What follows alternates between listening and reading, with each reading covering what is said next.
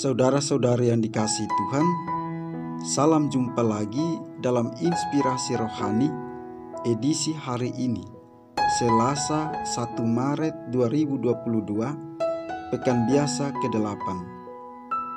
Marilah berdoa. Dalam nama Bapa dan Putra dan Roh Kudus. Amin.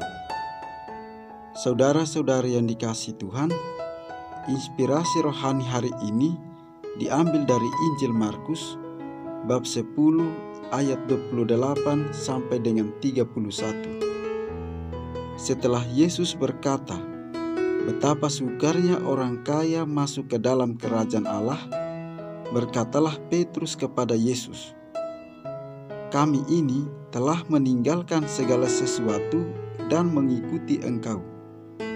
Maka Yesus menjawab, "Sesungguhnya aku berkata kepadamu, barang siapa meninggalkan rumah, saudara-saudari, ibu atau bapa, anak-anak atau ladangnya, pada masa ini juga ia akan menerima kembali 100 kali lipat rumah, saudara laki-laki, saudara perempuan, ibu, anak-anak dan ladang, sekalipun disertai berbagai penganiayaan. Dan di masa datang, ia akan menerima hidup yang kekal. Tetapi banyak orang yang terdahulu akan menjadi yang terakhir, dan yang terakhir akan menjadi yang terdahulu." Demikianlah sabda Tuhan. Saudara-saudari yang dikasihi Tuhan, seorang pengikut harus memiliki kesetiaan dan keseriusan. Hal itu sangat penting demi menunjukkan totalitas dan kesungguhannya dalam menjadi pengikut yang setia. Ia harus rela untuk mengikuti segala aturan yang ada demi perkembangan dirinya. Bahkan segala konsekuensi yang terkesan merugikan, bahkan mengancam dirinya, pasti akan dia terima dan jalani. Saudara-saudari yang dikasihi Tuhan, bacaan-bacaan hari ini mengajak kita untuk berefleksi sejenak, untuk memahami arti dari menjadi pengikut Kristus yang sejati. Bacaan pertama melukiskan bagaimanakah seharusnya sikap seorang pengikut Kristus. Penulis mau menekankan bahwa seorang pengikut harus melayani orang lain dan bukan melayani diri sendiri.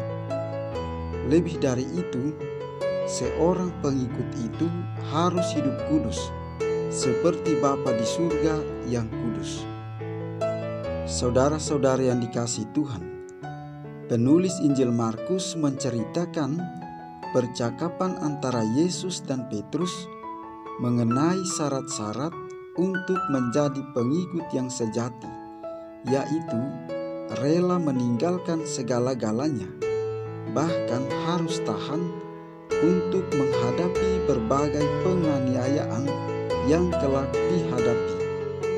Pada akhirnya, mereka yang bertahan akan menerima upah yang lebih banyak sesuai dengan pengorbanan mereka. Itulah konsekuensi atas pilihan pekerjaan yang ditawarkan Yesus dan upah yang kelak akan diperoleh setiap orang yang rela berkorban dan setia untuk menjalankan pekerjaan tersebut.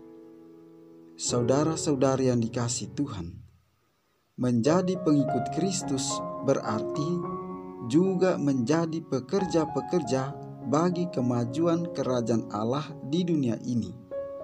Menjadi pengikut Kristus membutuhkan suatu sikap atau pemberian diri atau totalitas yang sepenuh-penuhnya dan tidak memikirkan diri sendiri.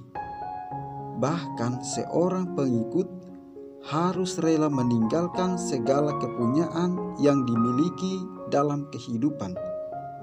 Kriteria-kriteria seperti ini tentu saja terkadang membuat kita sebagai pengikut Kristus merasa berat dan akhirnya menolak atau tidak siap untuk menerimanya.